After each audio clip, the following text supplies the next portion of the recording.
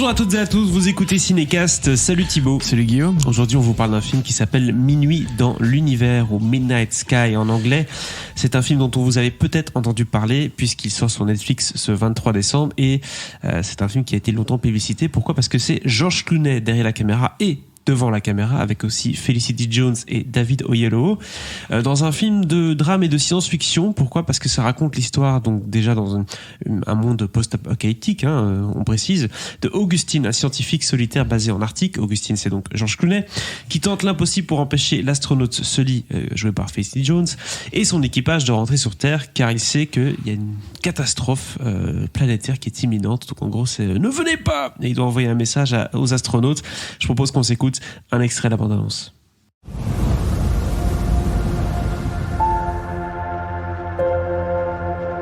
C'est Ether.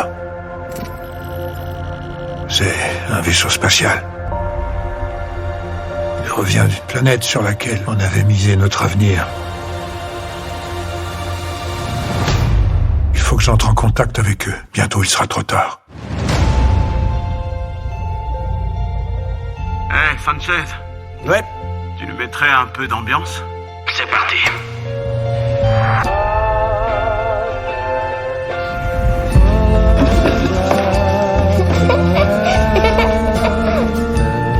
Notre mission nous a apporté plus de réponses que de questions. À l'exception d'une qui reste encore en suspens. Dernier contact avec le centre de contrôle. 3 semaines. On a perdu le contact avec la NASA ainsi qu'avec tous les autres. C'est juste un bug. T'es vraiment sûr de ça ? Que savez-vous exactement des conditions sur Terre ? Pour une grande inspiration. Il y a une antenne plus puissante que la nôtre.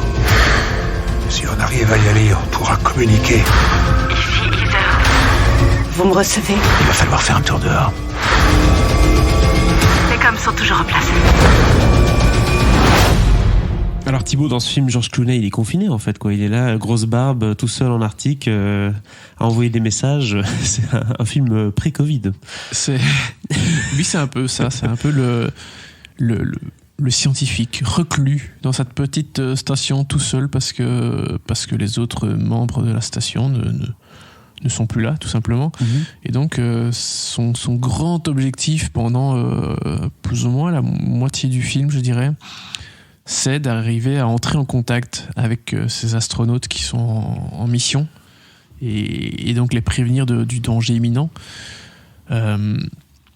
Évidemment, tout cela va être assez compliqué parce que eux, ils ont leur situation dans l'espace que lui ne connaît pas et inversement.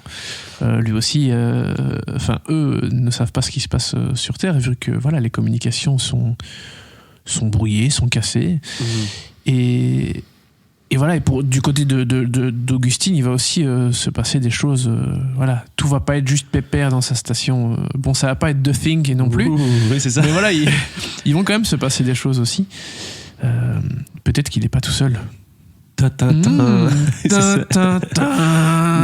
Mais ce film se base sur la perspective principalement du personnage d'Augustine, ou bien on est vraiment 50-50 sur l'équipage aussi qui se situe du coup dans l'espace ? On est plus ou moins 50-50 entre la Terre et l'équipage dans l'espace. Ce qui est assez... Enfin, c'est pas évident à gérer parce que d'un côté, t'as globalement un personnage qui est tout seul, ou presque, vous l'aurez compris, pendant... Enfin, le temps est séparé en deux, si tu veux. D'un côté, t'as vraiment le type tout seul, et de l'autre, t'as un équipage complet avec plusieurs personnages, quoi. Bien sûr. Donc, t'as une espèce de déséquilibre comme ça, qui est pas évident à gérer. Mais je trouve que Clooney s'en sort plutôt bien à ce niveau-là. Parce que forcément, quand t'as un groupe de 4, 5, 6 personnes, je sais plus exactement, je pense qu'ils sont 5, 6, les astronautes, t'as plus d'interactions, c'est plus vivant, voilà. Et donc de l'autre côté, t'as un type qui est un peu tout seul, avec grosse barbe, il vit comme un ado dans sa chambre, quoi, presque. J'exagère. Oui. Un peu comme moi, j'exagère. Sans la barbe. Sans la barbe, ouais. Non, moi la barbe, je pense que ça n'arrivera jamais. C'est pas grave. Non, je me suis fait une idée.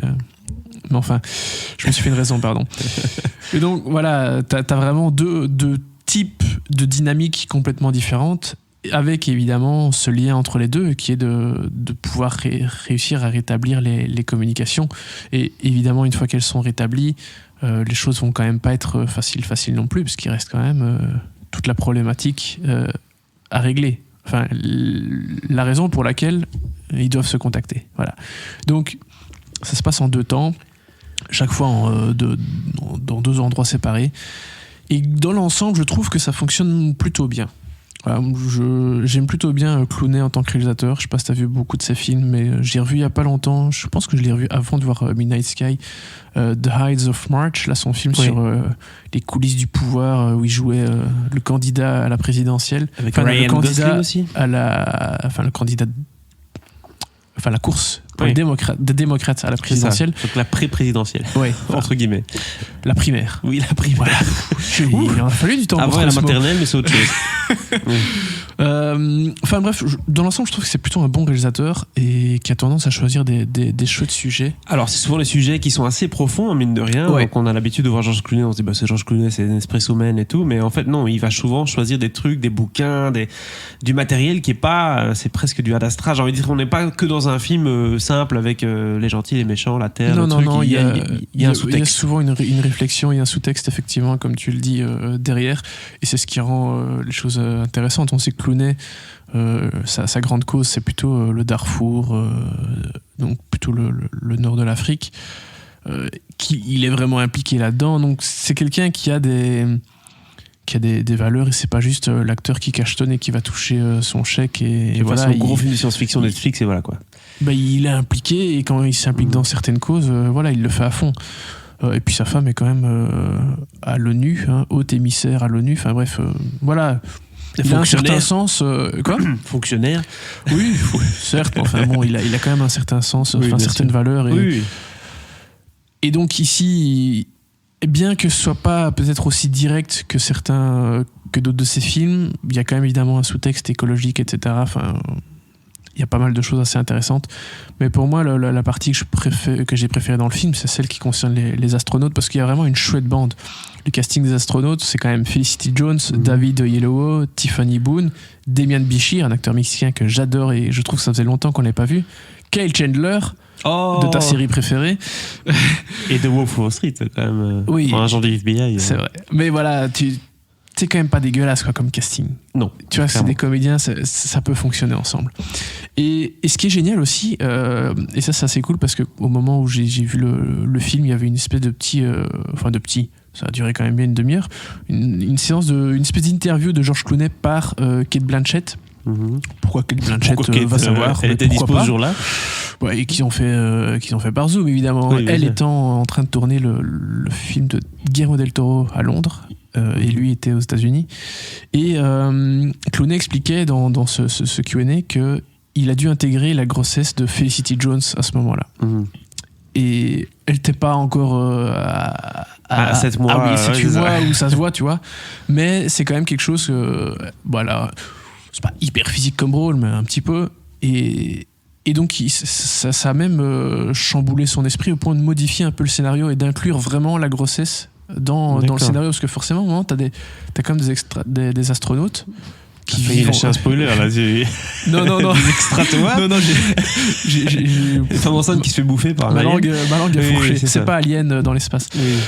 Enfin, Alien est dans l'espace de toute façon. Mais t'as quand même des astronautes qui vivent ensemble depuis des mois, voire des années. Et à un moment, des contacts rapprochés. Bah ouais. C'est difficilement. Pas de connexion Internet dans l'espace, donc. Et donc voilà, ils ont inclus cet aspect dans le film, en créant une relation entre deux des personnages. Je pense qu'on n'a jamais vu ça au cinéma, des histoires d'un astronaute qui attend un enfant parce que, entre guillemets, elle a frouchelé avec un de ses camarades. Oui, j'ai pas d'exemple comme ça. Je sais pas je dirais pas que ça n'existe pas, mais j'ai pas d'exemple en tête en tout cas. Et bon, je vais pas dévoiler tout le film évidemment, mais cette grossesse, elle prend quand même. C'est un super symbole en fait dans le film, voilà, par rapport à tout ce qui va se dérouler. C'est tombé à pic. Ça tombait bien, voilà. Et donc ma question quand même, parce que c'est un film où on entend le côté dramatique, le côté réfléchi, il y a quand même cette prémisse qui est assez simple avec oh mon Dieu, il y a un truc sur la Terre, il faut pas qu'il revienne. comment tu doserais le film d'un point de vue dramatique et d'un point de vue aussi action, tu me comprends. Voilà, on est devant quel genre de film pour que les gens sachent aussi s'ils lancent ça sur Netflix, qu'est-ce qu'ils vont voir, quoi, parce que d'un point de vue poster, bande-annonce, science-fiction, on se dit pourquoi pas, mais si après on tombe dans autre chose, il faut être averti. Techniquement, c'est un peu j'allais dire du post-apo, mais non, justement, c'est avant que l'apocalypse n'arrive, entre guillemets. Mais c'est pas Roland Emmerich, quoi. Oui, ça c'est sûr. Hein on est quand même plus dans quelque chose un peu plus auteuriste, autorisant, si ça se dit pas, mais je le dis quand même. Et donc forcément, t'as pas 10 000 scènes d'action avec plein de trucs, c'est un peu plus calme. Il y a des moments, il y a des sorties dans l'espace, il y a en Arctique, il se passe des choses aussi quand même. Donc ils vont se passer des choses, mais c'est pas c'est pas un grand film d'action. D'accord. C'est juste pour doser un peu, tu vois, la répartition entre les deux. Parce que c'est vrai que directement, je sais pas pourquoi, je le compare à Ad Astra, tu vois, d'un point de vue, vue com, en tout cas. Non, t'as pas une course-poursuite sur la Lune, non. En silence. Voilà. Exactement. Non, Okay. c'est plutôt dosé, mais ça fonctionne assez bien. Voilà, c'est pas le film de Clooney que je préfère, mais je trouve qu'il a réussi encore une fois à montrer que c'était un bon réalisateur qui maîtrise son sujet, qui sait filmer des personnages. Donc ça m'a l'air très bien, ça.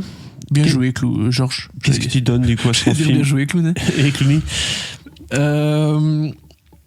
Écoute, un bon 2 étoiles. 2 étoiles, du coup. Je l'ai pas trouvé dingue non plus. Je l'attendais quand même pas mal, donc peut-être que ça a joué. Mais voilà, non, c'est pas du tout... Un film intéressant. Oui. Midnight Sky, du coup, Minuit dans l'univers, le 23 décembre sur Netflix. Un film à regarder, du coup, pendant les vacances.